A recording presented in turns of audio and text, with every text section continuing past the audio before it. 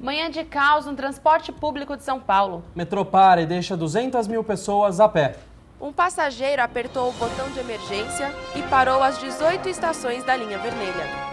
Bienal de Arte. OAB defende censura a obras sobre líderes mundiais. Sem estrutura, Itaquera vai receber investimentos para a Copa do Mundo. As eleições na internet. Redes sociais são as novas ferramentas de candidatos e militantes na corrida eleitoral. Boa noite. O Conexão São Paulo está no ar.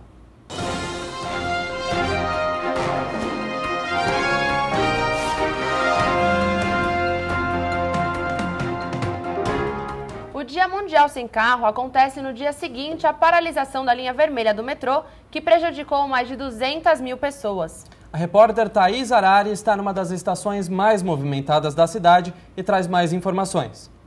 Manhã da última terça-feira, a linha vermelha do metrô, que liga as zonas leste e oeste da capital, ficou paralisada por quase 3 horas. O fato preocupa a população, que pensa 2 vezes antes de deixar o carro em casa para utilizar o transporte público. Chocante, mas essa é a cena que o paulistano viveu durante a pane no metrô, em pleno horário de pico, quando a camisa de um passageiro ficou presa nas portas de um vagão. Às 7h50 da manhã, um trem que estava posicionado a leste da estação Sé 1, no sentido Palmeiras-Barra Funda, teve uma indicação de porta aberta. Os vagões foram paralisados e um dos passageiros apertou o botão de emergência. Por medida de segurança, um funcionário desativou todo o movimento entre as estações Sé e Belém, o que desesperou alguns passageiros. O pessoal, por ficar muito tempo preso num espaço fechado com tanta gente, começou a se mobilizar e quebrar as janelas. Fui uma das pessoas que pulou a janela. Tá? Não era coisa certa de se fazer, mas estava muito apertado lá dentro, estava faltando ar. Os trens voltaram a operar a partir das 10h15 da manhã. Não sem antes afetar a vida de cerca de 200 mil paulistanos. Eu fui numa entrevista de emprego, estava marcada às 10, cheguei a 12h30. Eu cheguei tarde no serviço, foi um caos total devido à falta de informações dos funcionários do metrô também. O governador Alberto Goldman, que estava presente na inauguração da estação Tamanduateí, prometeu que a polícia vai descobrir se a paralisação foi mesmo apenas um acidente. Não sabemos a motivação pela qual você encontra uma porta que não foi fechada por uma ação de alguém. Alguém provocou aquele não fechamento da porta. Se aquilo foi casual ou foi motivado, se foi um acidente ou foi proposital, nós não sabemos, queremos saber, nós também queremos saber como todos vocês. O medo de novos incidentes deixa as pessoas receosas. E as tentativas de conscientização do uso do automóvel, principal proposta do Dia Mundial Sem Carro, parecem insuficientes. Percebi muita diferença, vi muito carro na rua. Não vi diferença. Vim de Americana, porque em São Paulo é impossível andar de carro. Ou você vem de carro e pega trânsito, ou você vem de metrô. E voltamos ao estúdio com Tássia Sena. Obrigada, Thaís. No mesmo dia do incidente no metrô, o clima era de festa na Vila Carioca, já que foi inaugurada a estação Tamanduateí. A estação oferece um quadro quase completo de integração de transportes, incluindo terminais de ônibus, bicicletários e ciclovias. Tamanduateí é a principal proposta do governo do estado para interligar a capital com o ABC paulista. O governador Alberto Goldman, que esteve presente no evento, disse que o número de usuários do metrô cresceu quase 50% nos últimos 3 anos. A estação oferece transporte da linha verde do metrô e da linha turquesa, da CPTM. Na noite de ontem, as cidades de São Paulo e Guarulhos foram atingidas por fortes chuvas de granizo. As regiões mais afetadas foram o centro de Guarulhos e a zona norte da capital. Na manhã de hoje, moradores e comerciantes tentavam retirar o gelo que ainda permanecia nas ruas. O Centro de Gerenciamento de Emergências de São Paulo não prevê novas tempestades de granizo para os próximos dias. A Bienal de Arte de São Paulo será aberta ao público, cercada de polêmica. A Ordem dos Advogados do Brasil quer censurar as obras que mostram líderes como o presidente Lula sendo assassinados. Presidente Lula é degolado com uma faca. O ex-presidente Fernando Henrique Cardoso é executado a tiros. O norte-americano George Bush tem uma arma apontada para a cabeça. O responsável por tantos crimes, o artista pernambucano Gil Vicente. Eu fui inspirado assim, pelo que eu senti internamente de decepção, de raiva, de descrença absoluta nos sistemas de governo. Arte e política nem sempre caminham juntas, mas há 11 dias das eleições, a Bienal de São Paulo traz esse debate para a sociedade. A polêmica teve início com a decisão da Ordem dos Advogados do Brasil de pedir a retirada das obras de Gil Vicente da Bienal. A OAB enfatiza que a série Inimigos faz apologia ao crime e incita a violência. Liberdade de expressão, dentro do Estado democrático de direito, ela deve ser vista não de maneira ilimitada, mas no limite da lei. Todos têm que se submeter à lei, até o presidente da República. E por que o artista não? A curadoria da Bienal assegura que os trabalhos de Gil Vicente vão permanecer na exposição. A OAB não pode fazer uma coisa dessa, né? Isso nada tem a ver com a história, com a linda história da OAB, né? Na defesa dos direitos humanos, à liberdade de expressão. A polêmica deve aumentar ainda mais na próxima sexta-feira, quando a mostra for aberta ao público. A expectativa é de que a Bienal receba 1 milhão de visitantes.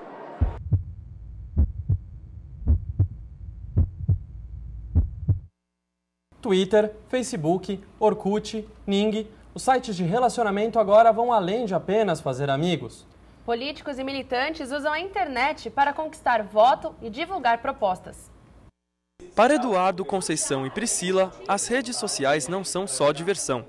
Estas ferramentas também são usadas para que eles promovam seus candidatos. A rede social ela possibilita que a militância se organize, se auto-organize, né, de forma horizontal, para gerar ações, e o que está acontecendo. Né? O Serra entra bastante no Twitter, o Serra posta bastante, o Dr. Geraldo.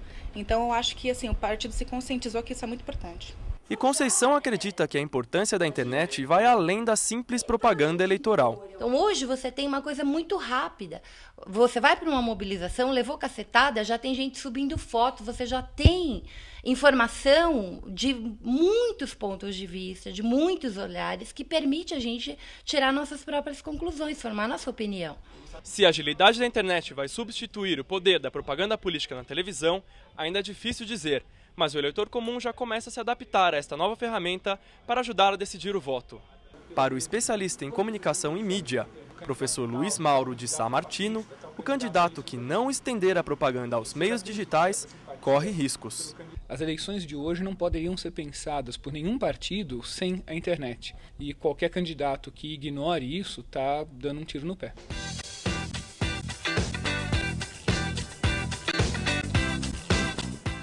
Você vai ver a seguir. Os brasileiros gastam como nunca no exterior. E os benefícios que o novo estádio do Corinthians vai trazer à cidade.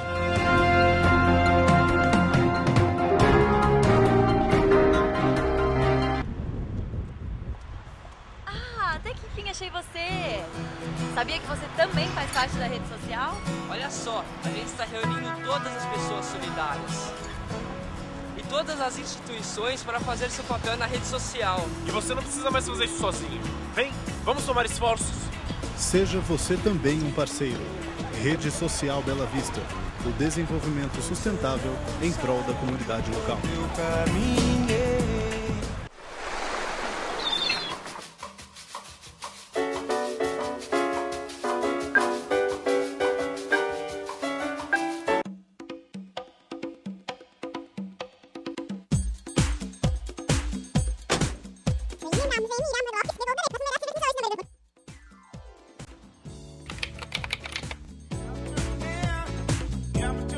Zuni, viva ao vivo.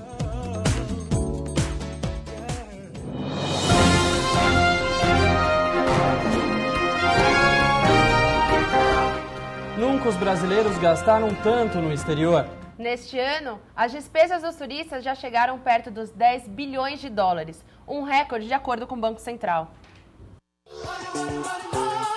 Joias extravagantes, jeans desenhados e iPads estão entre os produtos mais comprados lá fora. A estudante Laura Morcelli viaja 2 vezes por ano para os Estados Unidos e toda vez que volta, traz algo novo. Vai de jogo de videogame, jogo de computador, vai maquiagem, muita gente pede maquiagem, perfume. Com a valorização do real e com a alta da renda nacional, os brasileiros estão gastando mesmo lá fora. Mas se por um lado, os turistas estão aproveitando o bom momento para as compras, o aumento dos gastos no exterior está prejudicando as vendas aqui no país. As pessoas que normalmente viajam para o exterior ou até mesmo para dentro do próprio Brasil têm como objetivo focar e conhecer a tecnologia que nós temos e aí pesquisar fora. Para explicar esse fenômeno, o economista Fábio Galo aponta o sistema tributário como grande vilão. Então as pessoas, na hora de fazerem as contas, simplesmente comparando permanecer no Brasil e gastar o que se gasta aqui e ir para fora, prefere ir para fora. Mas quem viaja tem que tomar cuidado com a tentação dos produtos importados. Procure organizar, pagar algumas despesas já de antemão, para já transformar em reais, deixar isso quitado e outras você deixar com mais tranquilidade, sabendo o que vai caber no seu orçamento. E a Laura já conhece todos esses conselhos. Nunca fui de sair gastando muito, assim.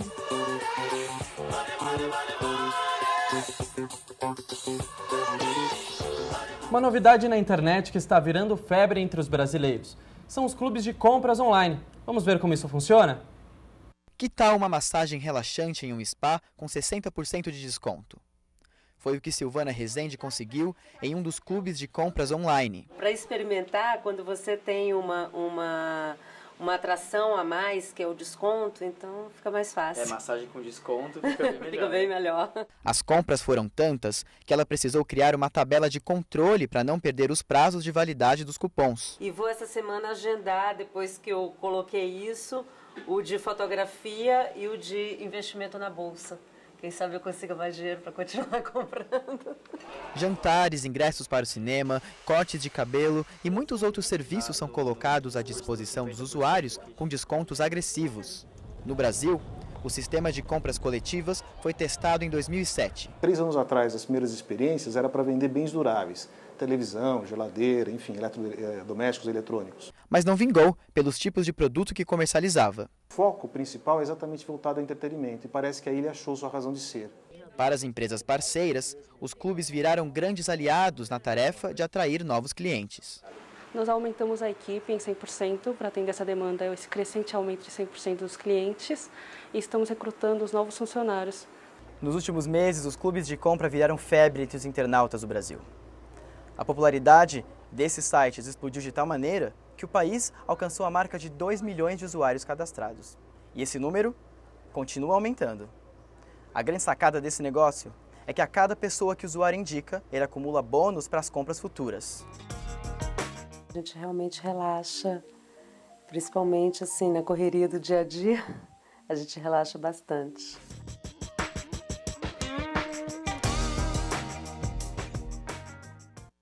Confira agora a previsão do tempo para todo o Brasil com Daniela Moraes.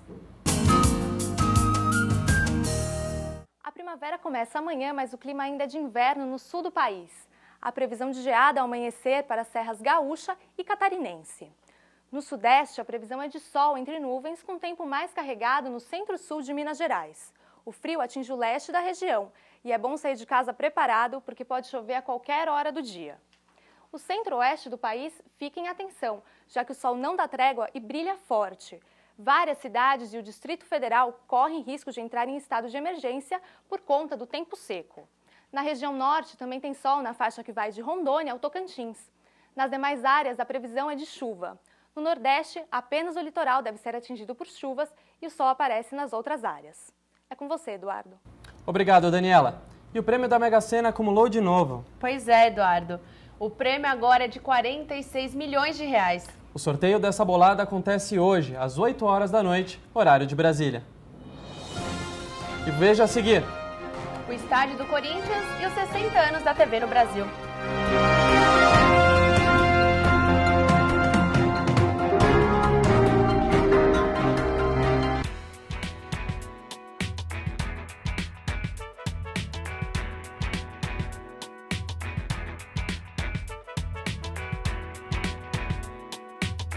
Dakota, coleção primavera-verão, para você arrasar na estação. Em qualquer ocasião que deparar, há um modelo para usar. É confortável e descolado. Assim, nunca falta homem ao seu lado. Dakota, para nunca mais levar uma bota.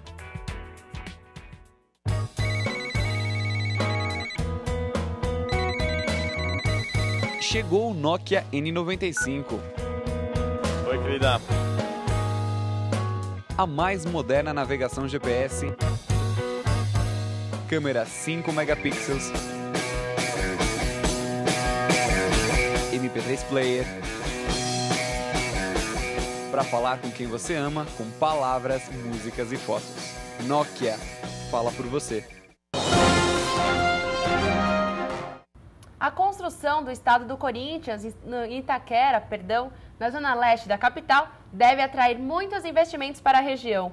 Mas enquanto o dinheiro não chega, quem vive por lá não poupa reclamações sobre a falta de infraestrutura urbana. Sobre pedras, barro e concreto.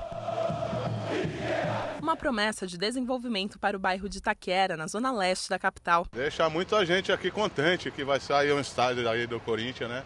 As obras de construção do estádio do Corinthians prometem desenvolvimento para a região de Itaquera. No entanto, ainda há muito que ser feito para melhorar a infraestrutura em comunicação, de saneamento básico e do próprio metrô. A obra da arena é financiada pela construtora Odebrecht, que em troca dos custos terá os direitos sobre o nome do estádio.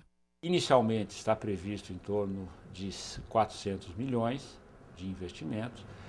E a conclusão do estádio vai exigir mais aí em torno de 170 a 200 milhões. Vozes de moradores e comerciantes, no entanto, expressam preocupação com a falta de infraestrutura do bairro para receber o evento. As saídas são péssimas, entendeu? Os semáforos não funcionam, entendeu? Está tudo assim hoje. Se não fizer hotéis, se não fizer escoamento de trânsito, vai trazer grandes transtornos. A construção do estádio irá se unir à implantação do Polo Institucional de Itaquera, um projeto da Prefeitura de São Paulo para revitalizar a região. Ele independe, digamos, da construção do estádio. Porém, com a possibilidade concreta de viabilização desse estádio, o entorno, principalmente o sistema viário, de acesso, algumas questões de urbanização, de transporte, de qualificação dos acessos devem ser seguramente considerados. Aqui, gritos eufóricos de 50 mil torcedores devem tomar o lugar do silêncio para anunciar as alegrias e angústias da partida de abertura da Copa do Mundo de 2014. Leonan Bernardo traz as notícias sobre o esporte. Boa noite, Leonan. Boa noite, Eduardo. E nesta quarta-feira tem Clássico Paulista no Brasileirão. Pela manutenção da liderança, o Corinthians vai até a Baixada para enfrentar a equipe do Santos, em crise. A diretoria do time demitiu o treinador Dorival Júnior na noite desta terça-feira. O motivo foi a recusa do técnico em relacionar o craque Neymar para o jogo de hoje. E o São Paulo joga em casa contra o Guarani, enquanto o Palmeiras vai até Presidente Prudente e pega o Grêmio do Interior, que segura a lanterna do campeonato. Agora o vôlei. O técnico Bernardinho já definiu a equipe que deve estrear contra a Tunísia no Mundial da Itália neste sábado. Entre os titulares estão os veteranos Rodrigão, Murilo e Dante. E por falar em Mundial, Diego Hipólito está fora do torneio de Roterdã, que acontece em outubro, na Holanda. Uma lesão no pé esquerdo deve deixar o ginasta longe das competições até janeiro do ano que vem. É com você, Eduardo. Obrigado, Leonan. Uma companheira nossa de todos os dias faz 60 anos. É a televisão, presente em praticamente todos os lares brasileiros. No dia 18 de setembro de 1950, a Tupi realizava a primeira transmissão da televisão no Brasil. Assis Chateaubriand trouxe do exterior o equipamento necessário para montar a emissora, incluindo aparelhos de televisão que foram espalhados por diversos pontos da cidade de São Paulo. Hebe Camargo Lima Duarte e Lolita Rodrigues estavam entre os artistas que participaram do primeiro programa a ser levado ao ar. No último sábado, esses profissionais se reencontraram para comemorar os 60 anos da TV no Brasil, no Memorial da América Latina, em São Paulo. A celebração foi organizada por Vida Alves, atriz que deu o primeiro beijo da TV no Brasil e que criou a ProTV, uma associação com o objetivo de preservar a memória da televisão.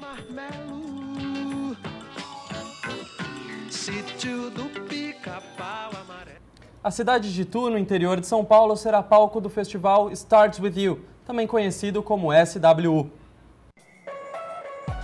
São 20 bandas estrangeiras que dividirão os 3 palcos com 9 grupos brasileiros e nada menos que 21 DJs. O festival acontece entre 9 e 11 de outubro e conta ainda com o Fórum Mundial de Sustentabilidade, que oferece 300 vagas gratuitas abertas à participação do público. As inscrições estão disponíveis no site da SWU. Os ingressos para os shows das bandas e DJs variam entre R$ 105 e R$ 1.680. Se você não vai ao interior, é o interior que vem até você. Milhares de pessoas curtiram Revelando São Paulo, que trouxe a cultura caipira aqui para a capital. 200 municípios paulistas foram representados na 14ª edição do Revelando São Paulo. Na culinária, quem imaginaria saborear uma farofa de carne de porco acompanhada de melancia? Exótico, este prato é típico de Capão Bonito, no sul do estado. E que tal uma pausa para um churrasquinho caipira? A grade de rojãozinho era uma das mais esperadas. Doces, milho, curau, ao som das congadas e da moda de viola. De Carapicuíba, tinha artesão dando os últimos ajustes na peça. E da Praia Grande, o artesão fazia tudo ali, na hora. Claro que a boa e velha cachaça não poderia faltar. Comida, bebida, desfiles de carros de boi. Tudo bem tradicional, bem caipira.